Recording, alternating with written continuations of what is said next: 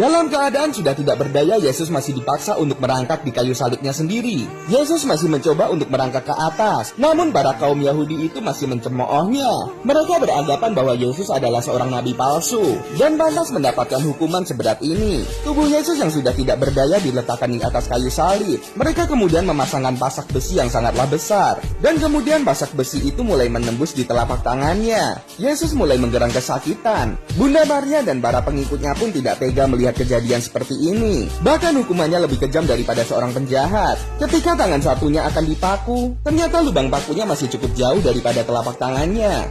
Jadi para tentara Romawi itu mulai mengikatkan tangan Yesus dengan tali dan kemudian menariknya hingga patah. Sungguh apa yang dilakukan tentara Romawi ini sangatlah kejam dan membuat orang-orang yang melihatnya pun sangat merinding. Setelah posisinya pas, mereka pun mulai memaku tangan Yesus hingga menembus kayu salib, hingga darah itu pun menetes ke tanah.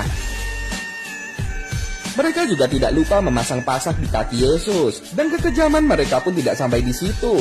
Mereka mulai membalikkan salib itu dan menghempaskannya ke tanah, sehingga membuat Yesus lebih menderita. Mereka sengaja melakukan ini untuk mengencangkan pasak yang ada di belakang salib. Dan setelah pasak itu terpasang dengan sempurna, tubuh Yesus kembali dibalikan ke posisi semula dengan cara dibanting. Sungguh ini adalah hukuman yang paling berat pada masa itu, dan membuat imam Yahudi ini sangat puas. Mereka kemudian memasang nama Yesus di atas kayu salib dan kemudian menarik tubuhnya. Setelah Yesus disalibkan, tentara Romawi ini menarik salib Yesus hingga akhirnya berdiri sempurna. Mereka semua nampak bahagia dan bangga setelah apa yang mereka kerjakan. Yesus disalibkan beserta dua penjahat lainnya. Namun para penjahat itu tidak disiksa. Salah satu penjahat mengolok-olok Yesus, "Kenapa kau tidak menyelamatkan diri sendiri jika kau adalah anak Tuhan?" Dan para orang Yahudi itu pun menertawakannya. Imam Yahudi ini kemudian mendekati Yesus dan berkata, "Engkau katakan bisa menghancurkan bait suci dan membangunnya kembali dalam waktu 3 hari. Namun engkau sendiri tidak bisa turun dari salib itu. Jika engkau adalah Mesias, maka turunlah dari salib itu."